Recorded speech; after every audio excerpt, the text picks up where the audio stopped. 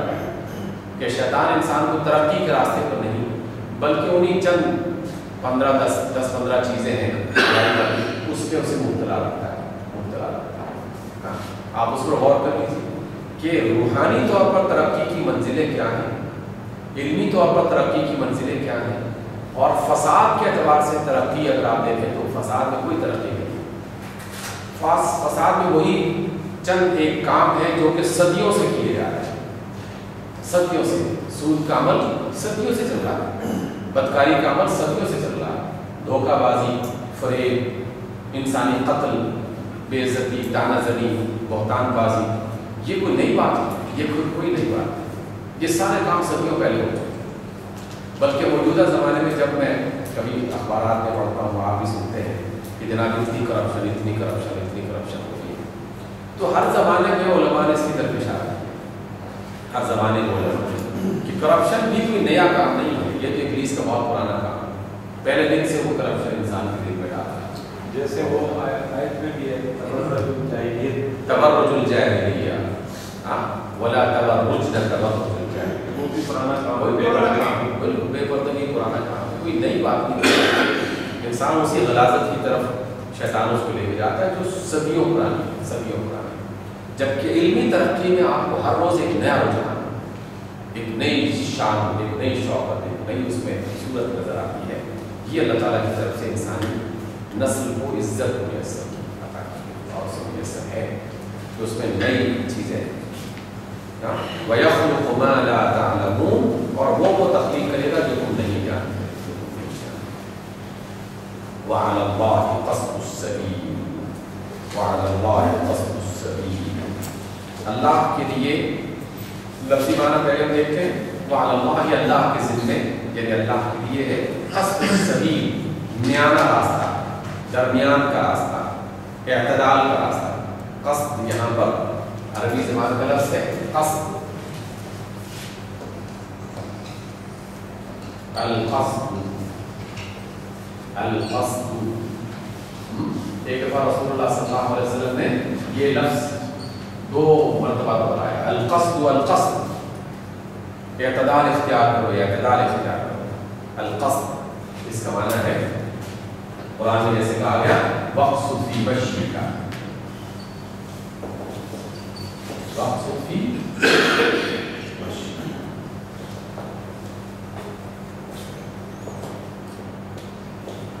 وَاقْصُدْ فِي مَشْيِكَ, اپنی چال میں اعتدال اختیار کرو, اس میں تکبر نہ ہو. اس چال میں جو اعتدال ہے اس کے 2 معنی ہیں. ایک جو ہے رویے کے اعتبار سے کہ رویے میں ایک تکبر والا رویہ ہے, اور ایک کمزوری, دب جانا, پسا ہوا رہنا, بیماری کی حالت میں, کیفیت میں, انسان مظلومانہ, غلامانہ کیفیت میں رہنا. یہ دونوں غلط راستے ہیں. غلامی والا راستہ بھی غلط ہے اور تکبر اور غرور والا راستہ بھی غلط ہے. اعتدال جس میں عزت اور وقار شامل. دوسرا, عام چال میں نہ اس طرح محسوس ہو کہ بندہ بھاگ رہا ہے, اور نہ اس طرح محسوس ہو کہ ٹانگوں میں جان نہیں ہے, بلکہ اس میں بھی اعتدال اور وقار کے ساتھ انسان کا چلنا اس میں. تو ایک بیہیویئر کے اعتبار سے اور ایک انسان کی ظاہری شکل کے اعتبار سے, تو اس میں مقصود کا لفظ استعمال کیا گیا. ایک اور اقتصاد رسول اللہ کا فرمان ہے, بڑا خوبصورت فرمان, میں نے پہلے بھی ذکر کیا تھا, ما عال من اقتصد.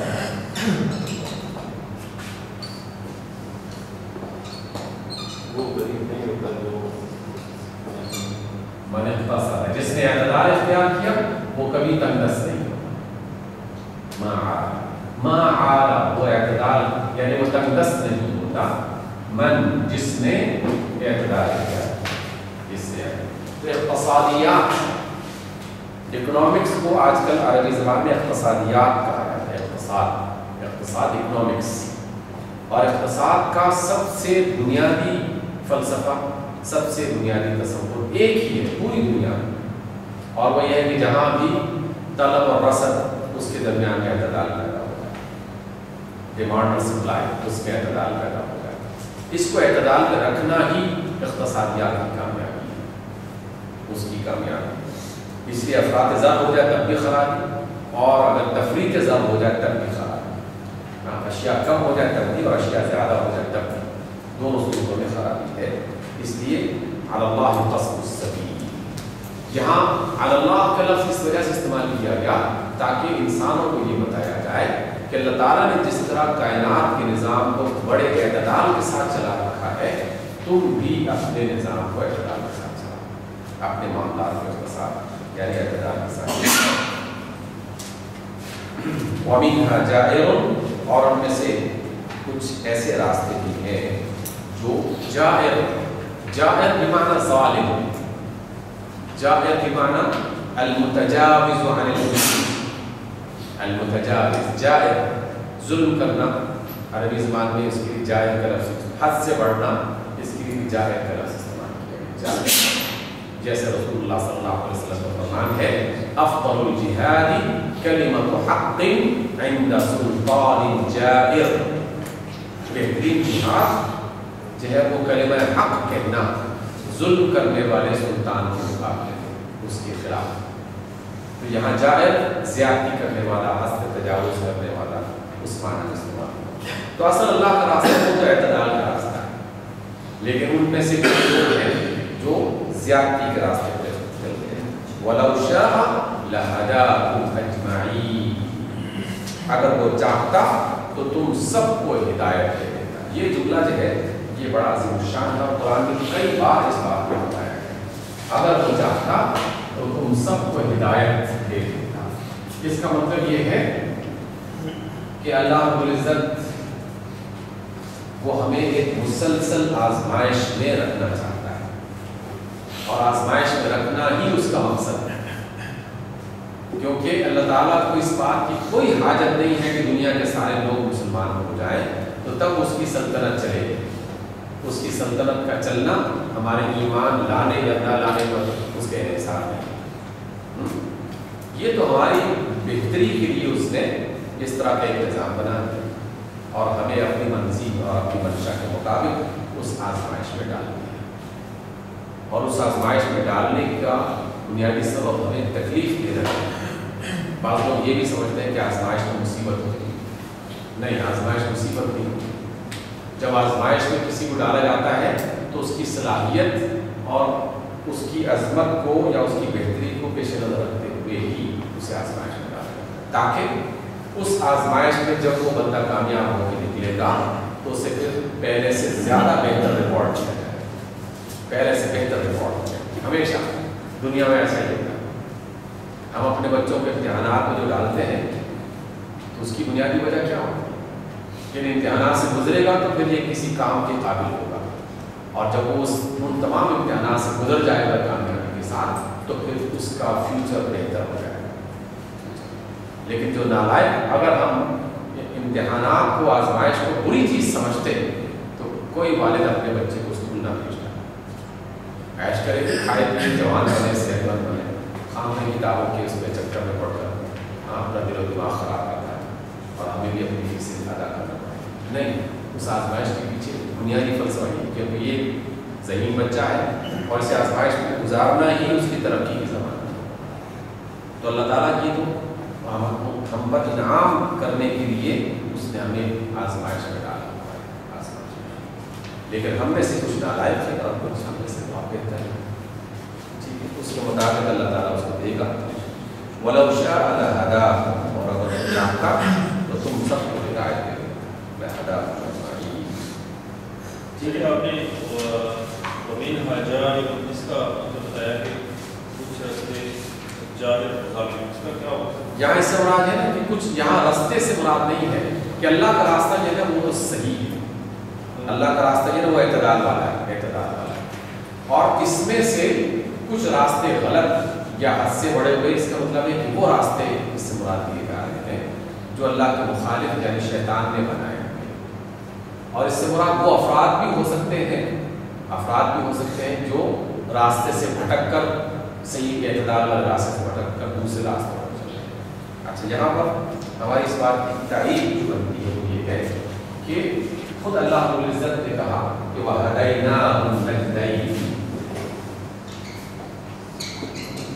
वहदैनाहु अन नजदैन, हमने उसे दो रास्ते बता दिए, दो रास्ते, उनमें से एक रास्ता जो है वो एतदाल वाला सिरात मुस्तकीम, और वो एक ही, और उसके अलावा जो भी होगा वो इधर उधर होगा, चाहे दाएं की तरफ हो या बाएं की तरफ हो। तो एतदाल का रास्ता दरमियान में है और बाकी इधर उधर के रास्ते। ये कंप्यूटर की लैंग्वेज में कहते हैं दो ही ऑप्शन होती हैं, एक 1 होता है, 0 होता है, या यस होता है या नो होता है। सुबह से शाम तक रात तक जो भी हम काम करते हैं उसमें आपको दो ही, मतलब सुबह से उठते हैं तो दो ऑप्शन है, ना उठे या लेटे हैं या उठ से उठ के खड़े हो जाए तो दो ऑप्शन है कि वुज़ू कर लें या किसी और तरफ चल पड़े। तो हर स्टेप पर दो ऑप्शन रहती हैं और कोई बात है। हकीकत है, हकीकत एक रास्ता ये वाला सही है और या फिर इसके बरक्स दूसरा रास्ता, उसको जब आप ब्रेकअप करें तो वो दो बन जाते हैं, दो बन जाते हैं।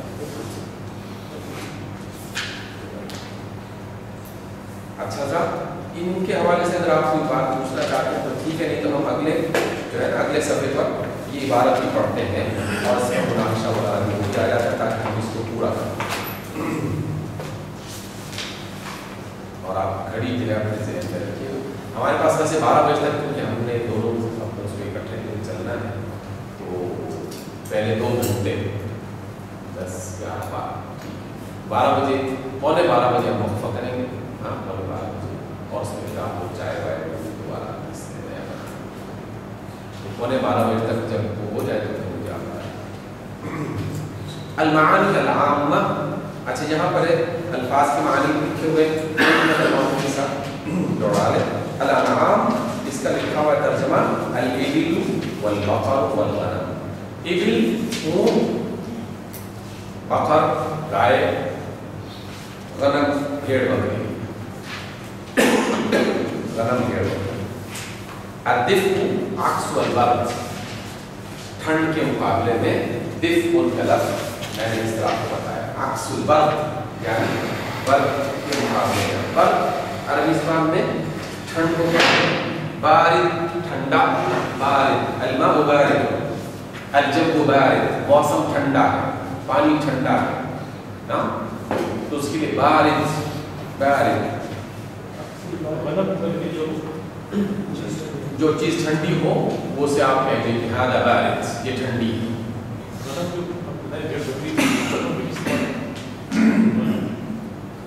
जब हम गनम का लफ्ज़ इस्तेमाल करेंगे तो इससे मुराद ये दोनों जानवर हैं, दोनों जानवर। खाली बकरी की है जी, खाली सिर्फ बकरी के बारे में कहना क्या है? मैं बता कि गनम आम तौर पर इन दोनों के लिए एक इज्तिमाई तौर पर भी बाज़ लफ्ज़ इस्तेमाल किया जाता है, लेकिन बाद में फिर बकरियों के लिए, भेड़ों के लिए, फिर उसमें मज़ीद मेल फीमेल के लिए और फिर उसकी दीगर अक़साम के लिए अलग अलग लफ्ज़। मसलन बकरी के लिए हदीस में शाक का लफ्ज़ इस्तेमाल किया, शाक, शीन अलिफ बोलते शाक। हाँ, जैसे आपने सामने फरमाया, एक हदीस रसूल है, औलीमु वलौ बिशातिन, औलीमु वलौ बिशातिन, वलीमा करो चाहे एक बकरी ही क्यों ना ज़िबा करनी पड़े। और यहाँ एक बकरी ज़िबा करने का मतलब ये है कि जिस ज़माने में ये बात कही जा रही थी उसमें एक आम सी बात ये थी कि ना कोई बंदा और कुछ नहीं तो बकरी तो ज़िबा कर ही लेगा घर में, क्योंकि अक्सर लोगों का कारोबार ही या मामला इसी तरह के चलते थे, घर में 10-15 बकरियाँ हैं, मुर्गियाँ हैं वगैरह। तो ये बकरी एक छोटी सी चीज़ समझी जाती थी जो एक मुतवस्सित से भी कम दर्जे का आदमी एफोर्ड कर सकता था। तो वलीमे, निकाह के बाद वलीमे को प्रेफर किया गया और उसकी तरगीब दिलाई गई कि वलीमे का एहतमाम करो। बारात का कोई तस्वुर नहीं है वैसे इस्लाम, ये ज़िम्नन बात आदि दरमियान में, लेकिन असल जो तस्वुर है वो वलीमे का है, वलीमे का है। असल जो सेरेमनी है निकाह की वो वलीमे की सेरेमनी। निकाह जो है ये तो महज इजाब व कबूल की एक छोटी सी मजलिस है, वो चाहे घर में बैठ के करें और चाहे उसी वलीमे के मौके पर अदा कर लिया जाए, इसमें भी कोई मसला नहीं। लेकिन असल बात यह है कि वलीमा दरअसल ऐलान निकाह होता है, ऐलान निकाह।